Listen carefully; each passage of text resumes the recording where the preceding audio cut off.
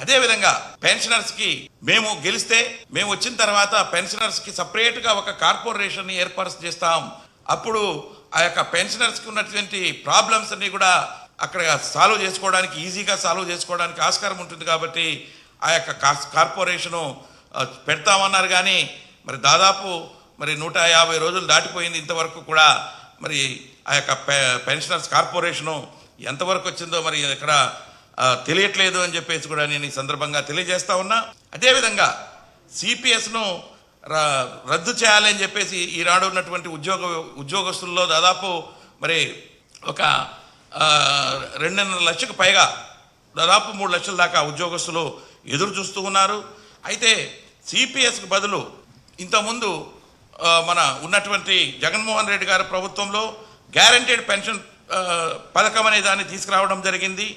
మరి ఈ ప్రభుత్వం మేము గెలిచిన తర్వాత సిపిఎస్ను జిపిఎస్ను రెండింటినీ పునఃపరిశీలించి ఒక ఆమోదయోగ్యమైనటువంటి ఒక పరిష్కారానికి కృషి చేస్తామని చెప్పేసి అన్నారు. ఆ యొక్క దిశలో మరి ఎక్కడ కూడా కూటమి ప్రభుత్వం మరి ఆలోచన చేస్తున్నట్టుగా అనిపించట్లేదు. కాబట్టి వెంటనే ఆ యొక్క సిపిఎస్ను రద్దు చేసి మరి ఏదైతే ఉద్యోగస్తులు దాదాపు 3 లక్షల దాకా ఈరోజు ఉన్నటువంటి ఈ గ్రామ సచివాలయ ఉద్యోగస్తులతో పాటు అంతకుముందు ఉన్నటువంటి 1,86,000 మంది ఉద్యోగస్తులతో పాటు దాంతోపాటు మరి ఆర్టీసీ ఉద్యోగస్తులు కూడా ప్రభుత్వ ఉద్యోగస్తులుగా మారారు. కాబట్టి వాళ్ళందరికీ దాదాపు 3 లక్షల మంది ఉద్యోగస్తులకి ఈ యొక్క ఓపీఎస్లోకి తీసుకురావాల్సిందిగా మరి ప్రభుత్వాన్ని నేను ఈ సందర్భంగా కోరుకుంటున్నాను. అదేవిధంగా మరి మీరు చెప్పారు ఆ యొక్క జిపిఎస్ విధానం ఏదైతే ఉందో దాని మీద జీవో ఇచ్చారో ఆ జీవోని మరి అబెన్స్లో పెట్టారు.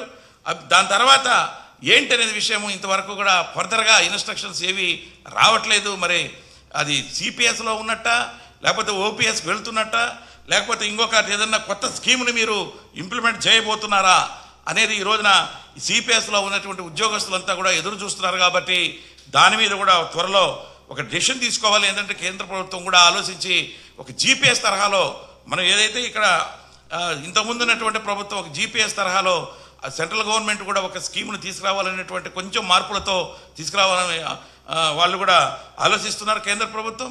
మరి అది ఆ సిస్టంలో పోతారా లేకపోతే ఓపీఎస్లోకి వెళ్తారా అనే దాని మీద కూడా మీరు క్లారిటీ ఇవ్వాల్సినటువంటి అవసరం ఎంతైనా ఉన్నది అని చెప్పేసి కూడా నేను ఈ సందర్భంగా కోరుకుంటూ ఉన్నాను.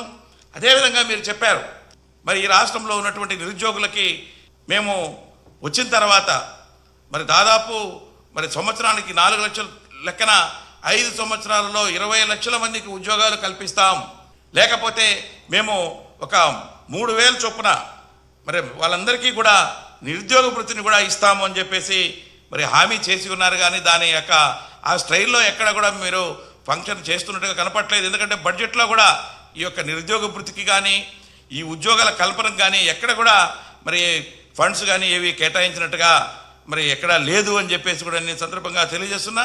కాబట్టి వెంటనే మరి మధ్యంతర వృత్తి యొక్క నిరుద్యోగ వృత్తిని మరి నిరుద్యోగులకి మంజూరు చేయాలి అని చెప్పేసి కూడా నేను ప్రభుత్వాన్ని సందర్భంగా కోరుకుంటూ ఉన్నాను.